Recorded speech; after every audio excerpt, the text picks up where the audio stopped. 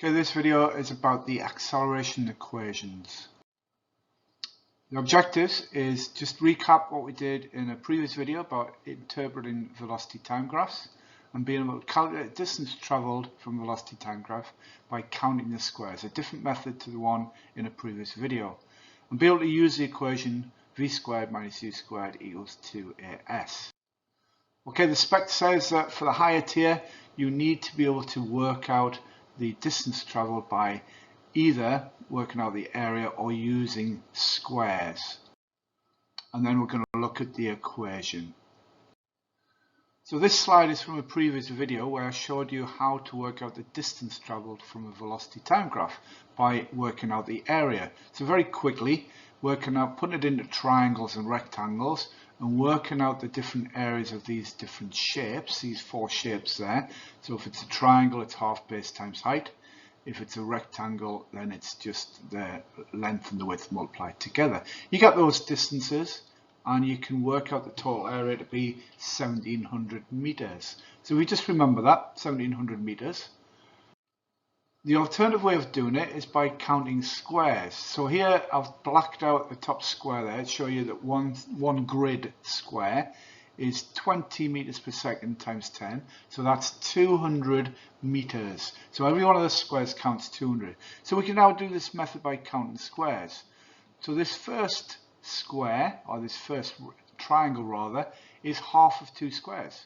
So that represents 200 meters because it's the same as one square. Hopefully you can see that. We can then count the full squares along here. Those four squares would be 800. There's half a square, which would be 100. And this one here is the same as the equivalent of 3 squares, which is 600. And you add those up together and you get 1700 meters. So slight different way of doing it. It is basically the same method. Counting the squares though could help you to work out the distance. Okay, here's another equation. This is new to you. This is possibly one of the most complicated equations you'll come across at GCSE. You don't have to recall it, you just need to be able to use it. So it's given to you on an equation sheet. So you should be familiar with VUAS, but just in case you're not. V is the final velocity, U is the initial velocity, A is the acceleration, and S is the distance or the displacement. So here's an example. I think best just go straight into an example. An object starts from rest, so it's 0 velocity, and accelerates at a rate of 2 meters per second squared over a distance of 20 meters. What is its final velocity? So there's the data for you, and we're going to put the data into the equation, and you get v squared minus 0 is 2 times 2 times 20, so v squared is 80 meters per second. So to get v, you need to take the square root of 80, and you get 8.9 meters per second. You may want to write this example in your book or in your notes. Okay, here's another example for you using this equation. So Steve drives up M1, covers 30 kilometers. He started at 2 meters per second and constantly accelerated during the whole journey at a rate of 0.001 meters per second squared.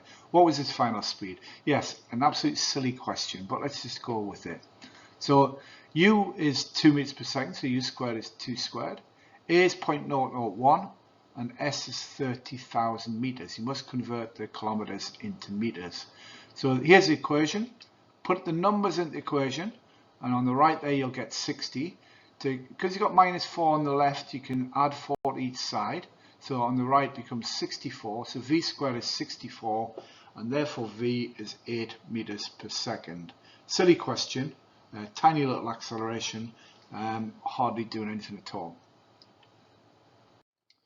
Okay, rearranging this formula for a higher level, you may be asked to do this. So let's just look at the different ways you could do it. If you wanted u squared, you could simply swap them around and get that. If you wanted a, you could rearrange it to get that. And if you wanted s, you could rearrange it to get that. You might want to write that down. Okay, so an example of a rearranging the equation. Sarah decelerates from 30 to 10 meters per second over a distance of 5 meters. What is acceleration? So you need the data, 30 and 10 for u and v, and s is 5. This time we need to work out what the acceleration is, so we need to rearrange it to get this equation. Then you put the numbers in, and then you work it out, and the answer would be minus 700 divided by 10, which is minus 70 meters per second squared. Now that is an acceleration. In the question asks for deceleration. So if you said the deceleration, it would be just 70 meters per second squared, meaning it is slowing down.